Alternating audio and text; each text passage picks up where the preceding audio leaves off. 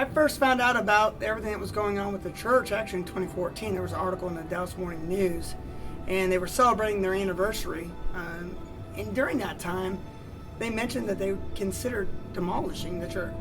At first, I had thoughts about losing our old church where we have all worshiped for so many years. We were sad.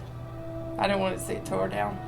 A lot of memories and stuff, so we were heartbroken that they were going to have to tear it down. The Historical Society wanted it, but it was too much of a burden for them to have to move. And then we were told they're going to tear it down, and everybody's just like, don't, please don't. Well, I met my husband Jeffrey when I was 14. Our first date was at the church. He, of course, is Wayne's son.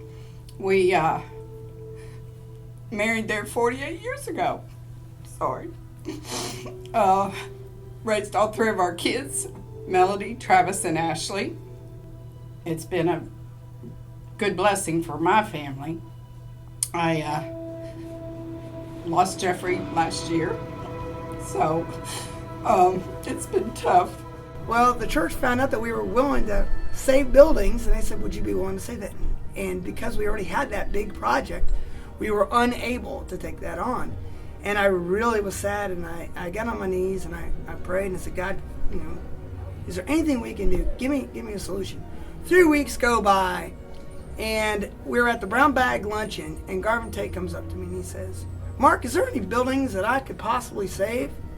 And I said, funny you mentioned. I got one on my heart, and I would love for you to look into it and see if you could do something. And he goes, all right, well, what is it? And I said, the SmirlChapel. It's 120 years old. Realized at the time it was built, Grover Cleveland was president, that the Spanish-American War hasn't even happened yet in their building the church. World War I hasn't happened. So we haven't had any major world wars. We haven't had, and this church has survived all major events.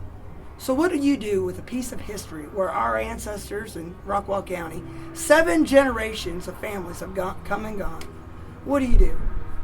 Well, Garvin and Evan talked to me. They immediately run out, and 3 days later they come back, Mark, we're interested in talking to church, and they talk to us, and we really want to save this.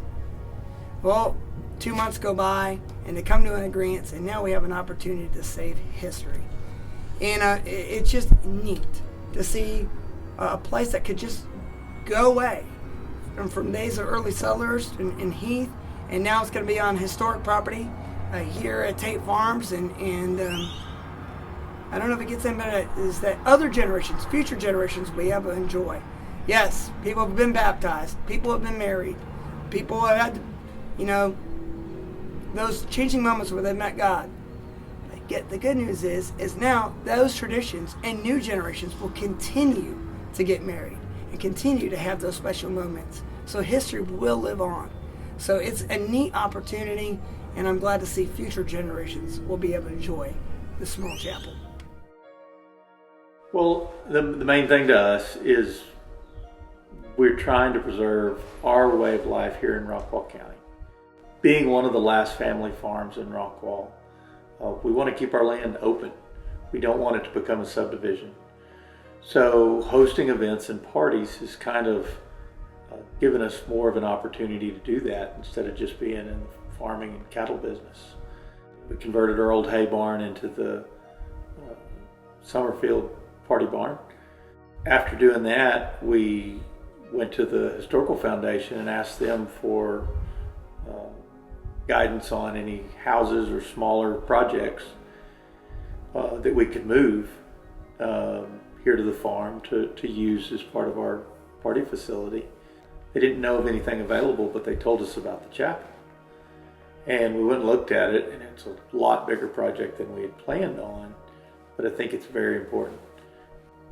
There's not a lot of 120-year-old buildings left in Texas. There's not a lot of 120-year-old buildings left in Rockwall, Texas. And to see another building be demolished would be terrible. But we want to take it back to its original look. We want it to look like it looked after they put the first coat of paint on it in 1898. I think this project has enough passion to me to share with other folks. And I think we're going to find like-minded people that want to be part of this project.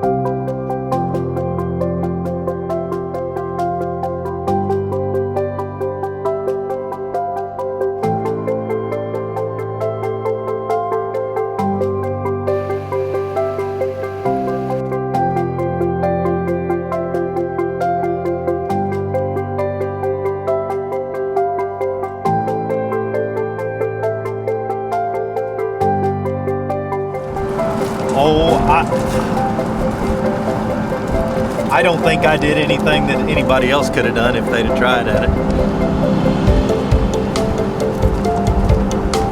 You know, my wife and I just decided that it was something we needed to do. It would help the church. It would help the community. It would help our family business. And we made a decision to do it, and we just went after it.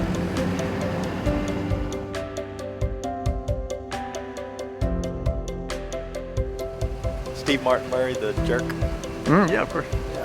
When he hooks the rope onto the bad guy's car that stole the tires and the gas, and he gives the description, they'll be dragging a small chapel. It's like half the building.